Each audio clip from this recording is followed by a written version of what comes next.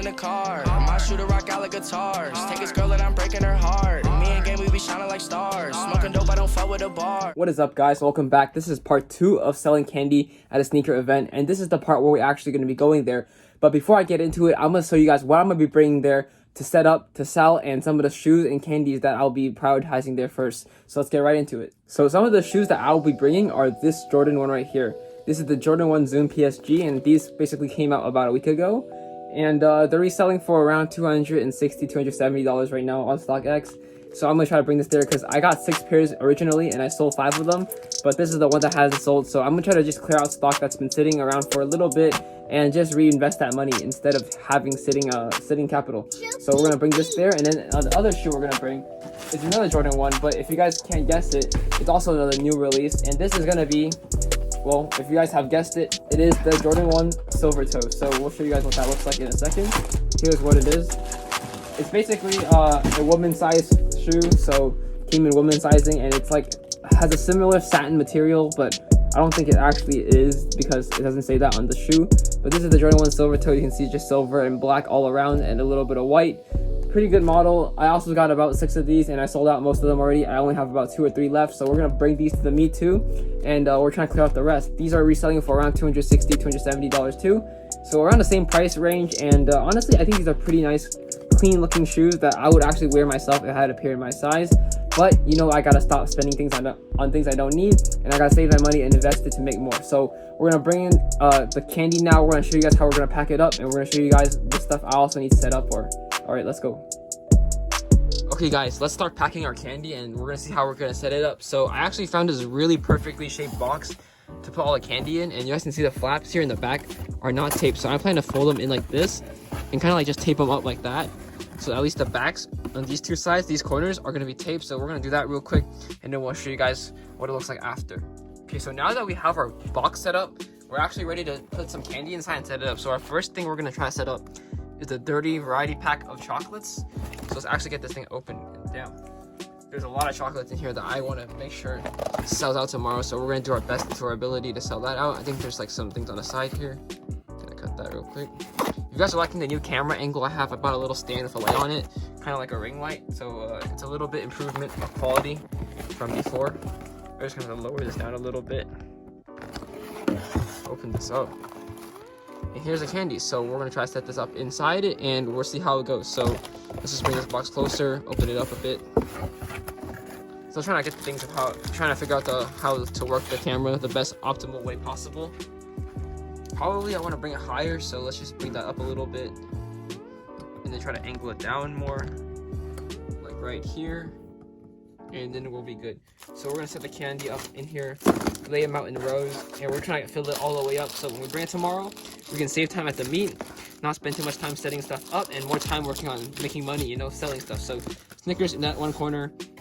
We're gonna put the Twix here in a different corner, or a different area, I should say. Twix go right next to it. Good area. M&Ms go right next to the Twix too. Put all that in there. And then regular M&Ms are going in the back row. So that's enough candy set up for now. We got our Milky Way, which we're gonna set up here too. Kind of line it together with the Snickers since they are pretty much similarly shaped. And that's one box done. So now we're gonna work on some other candy that we're gonna have, like these Skittles over here. This is leftover from the variety pack of Skittles that we had last meet a couple months ago. And don't worry guys, candy like this doesn't expire, so you're kind of good to eat these. They might get a little bit harder, but that's just the way it is. But it's, you know, it's not gonna go bad. So we're gonna line this up over here. You can see in the back. We're gonna go with the purple ones now. Line them up. And don't worry guys, we have a lot of the sour ones because I know the variety pack didn't do so well, but I mean at least the sour one sold out, right? So that means the sour one was in demand, so we got a lot of the sour ones. So we're not gonna stress too much about that. All right. I just realized that we have a couple more items to put in the box, and we're gonna need to make some more space. So we're actually gonna have to have Kit Kats. That's a for sure like banger right there. Like Kit Kats, they're gonna sell really well, so I need to make sure I have a row for that. I'm probably gonna try to save space by putting the M&Ms together in one row and just squeezing it out higher a little bit, because we still need space for the sour Skittles, and we just put the Kit Kat in there. So we're gonna obviously need some more room if we want to have everything into one little neat box, right? Can't be fucking messing it up. So here you go, sour Skittles. We're gonna get this thing opened up. right over here, a bunch of them. Let's just slide the Kit Kat over into the corner. Make sure it fits nice and neat, nice and neat. All right, and then we'll shove a bunch of sour Skittles in here, and make sure we pack it up to the full to the brim, because we want to be maximizing our profits with this, and we're not going to be missing out on anything. So with that being said, we just did that, and then we have a little bit of Starburst left from last time, and I probably will stuff this in between. So you can see me putting it down like this, just like lining up in the middle row. Not really covering up too much. You can still see everything is visible. It's kind of just separating a little line, and people can still buy the candies, and this is how it's kind of looking. So really, really neat candy box. You can open it up and choose a candy for $1. And I really, really like this setup because, you know, it's efficient, and you can show a lot of variety with just opening up the box lid. So let's say they're coming by, lids closed like this, you open it up, and boom, and I have a candy sign here saying candy $1 written in the back. All right, so let's get that done. Like my 200 IQ play, we are done setting up the box. It is oh so fine right now. Candy for $1. We got all the varieties here, all types of chocolates, candies, and you know, Starburst is one of a lot of people's favorites. So we really can't go wrong with this box right here. One for everybody, you know. There's something for everyone. So we have a little bit more stuff here. There's some loose Sour Patch that we're gonna bring in a different box, and I mean, I'll try to fill this box a little bit higher because I do have another one of these variety packs of 30 chocolate bars. Maybe I'll put them in the same box, but it might be a little bit too heavy.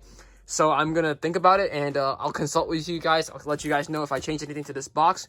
We are gonna be bringing chips separately in their own boxes, and we're setting them up under the table. So we'll show you guys there once we get there.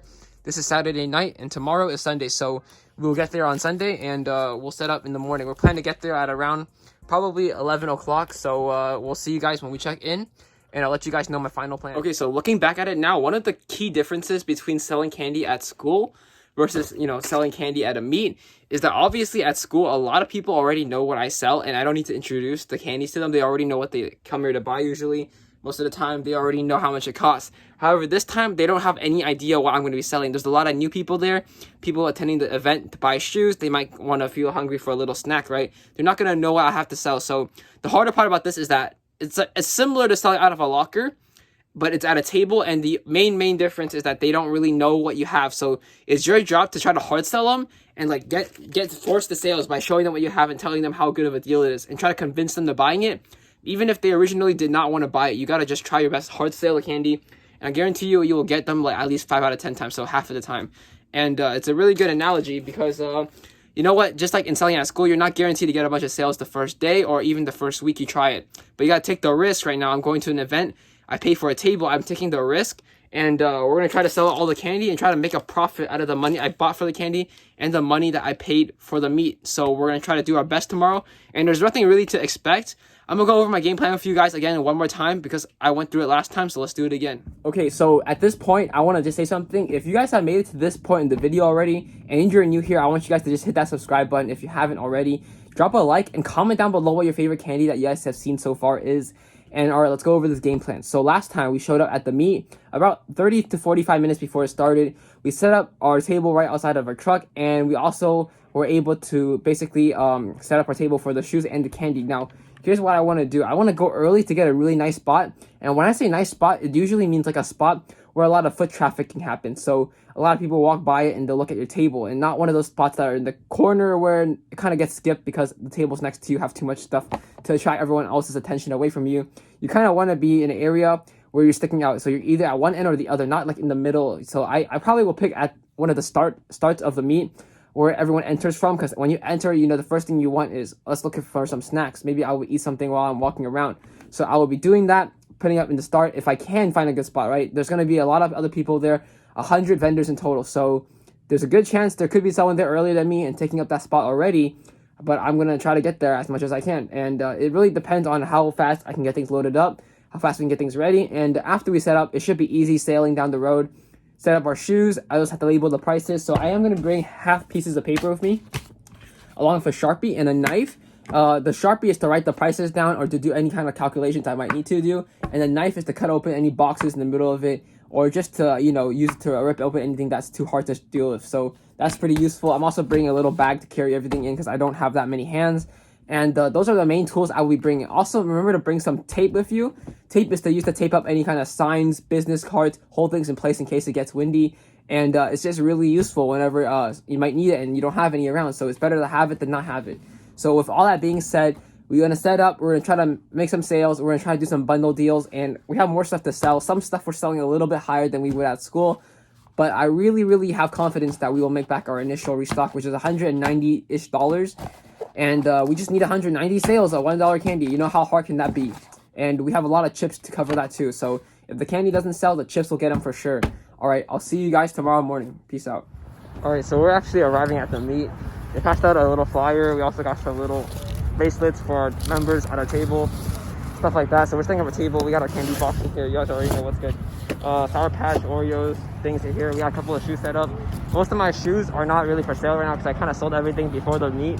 But I got my teammates, my co-workers. I got a box over here. And then the chips are underneath. But they're going to be bringing most of the shoes. We're going to put another table right next to us. This is kind of our spot. We're just going to be chilling here. I got my little business card right here. So if people are curious, I can let them know that that's the page we own. And yeah, we're pretty much still setting up a little bit more and waiting for the rest of them to come. So let's get ready. All right, so looking around the tables, one of my boys brought his Pokemon cards. So we're just checking them out. And we're sorting aside the one we think are good condition. If you guys are into Pokemon cards, make sure you guys let me know if you guys want to see some opening videos. A little bit more being done now. You can see we set up the price tags on everything. Price tag right there, and some more shoes over there. So basically the meet is filling up right now really quickly. We got a lot of cars filling up the area, a lot of vendors, everyone at their own table. Goes all the way there, another down like another 2 rows. And here's kind of like the entrance area. People are coming in for the cars. Yeah, we're pretty much ready, and it's starting in like an hour. So I think by the time it's lunchtime, all the snacks should fly really quickly, and they should sell really easily and stuff like that. So nothing to worry about over there.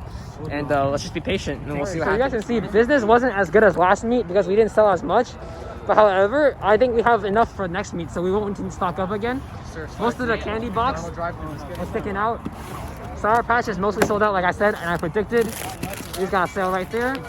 Oreos did not do really well, so I'm never gonna buy those again. A lot of Trolley did sell out. You can see we have some leftover Trolley in here. But our table's pretty empty. We sold a lot of shoes, and our Slim Jims are still pretty abundant. So we actually made a good decision because this lasts us multiple meets. And yeah, we just got a lot of stuff left over, but we also did a good amount of sales, so we're pretty chill. All right, so we are back home now. We packed everything up, got back, and let's go over how today went. So overall, today was a pretty good day. Everything that I brought there, clothing and shoe related, went, and I didn't come back with any of that. I was able to make like $40 to $50 off my shoes that I brought, which was not that many, but I still sold them really quickly, and I wanted to use that money and just buy more stuff and sell it again. So with that being said, all the shoes I brought sold, but let's also go over how much we made from selling snacks. And actually, this time, surprisingly, the snacks did not do as well as I thought it would. Like last time, I think it did a little better, but who knows? I actually haven't even counted yet. But we're hoping it does better than last time. And if you guys may notice, there's like 2 tans. I was wearing my face mask there, you know, it's COVID and stuff like that. And then, you know, obviously this area, the sun was shining on it, so it's a little bit of a different shade. Don't make fun of me for that, guys. But anyways, we're going to go over here. Here's the snack money. And don't forget, I have $60 that I originally invested or like took out of my bank account to give as change. But here's the money right here. Let's go over it. We have a lot of money in the back of bigger bills and stuff like that. A lot of 5s and stuff, and then we'll count this up, and then we have a lot of 1s. So I'm actually going to just count it off camera and save time and show you guys how much we got out of it. In my opinion, I don't think we actually made back the initial restock money because we still have a lot of snacks left.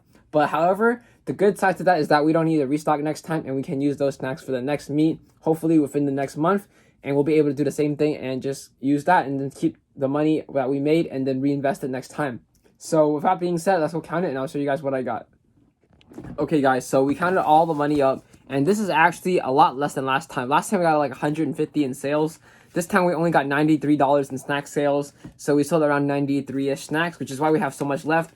And you know what, it was kind of not to be expected, but as soon as I started seeing the weather being hotter, and I saw like the, you know, hot weather, people don't want to eat like chocolate because it's just gonna melt, and people are wanting drinks, and I forgot to bring the drinks. I know if I brought the drinks, we could have made at least another maybe $15-$20 more. So as soon as I saw the weather becoming warmer than last time, I kind of already knew it wasn't going to do as well, but that is actually a lot worse than I thought. So you know what, we actually learned our lessons. I mean, at least to be fair, we almost got half the restock money back, basically $93. We paid $190 something for the restock, which means half of it would be like around $95. So there's not too much I can complain about because I actually got half of the restock and there's still half left to sell and profit to be made next time. It's not that we lost money. It's just, let's just say we haven't sold everything yet to make the profit back.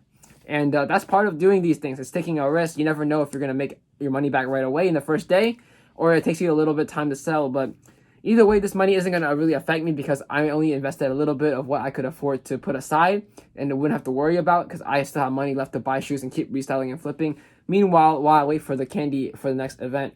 So overall, I would give this event about like a 7.5 out of 10 in terms of candy sales. Last time would have been like a 9 out of 10 because it was even a smaller event, but it still got more sales. And this time, I think we did worse mainly because of a couple of reasons. One, I didn't get to bring the drinks. Two, it was a little hotter than usual. And maybe three, it's a little more crammed, so people didn't want to eat and, take off their mask when there's people around them like that. Last time the event was more of like in a circular area. People put their tables around in a circle instead of having different rows to maximize capacity. But this time we had rows, and maybe people didn't feel safe taking off their mask eating during these times, which I completely understand. And yeah, that's just the end of this video. I hope you guys do enjoy this video. I put a lot of effort into making this restock. As you guys see, I put my money out there, took the time to set up everything, and had to use my own money for these videos. So I hope you guys do enjoy. Subscribe if you're new and you just came here and haven't already. Leave a like down below and comment down below what you guys would have thought is the best seller out of all these candies. I'm interested to see your opinion. All right, I'll see you guys next time. That was happening, like what's happening?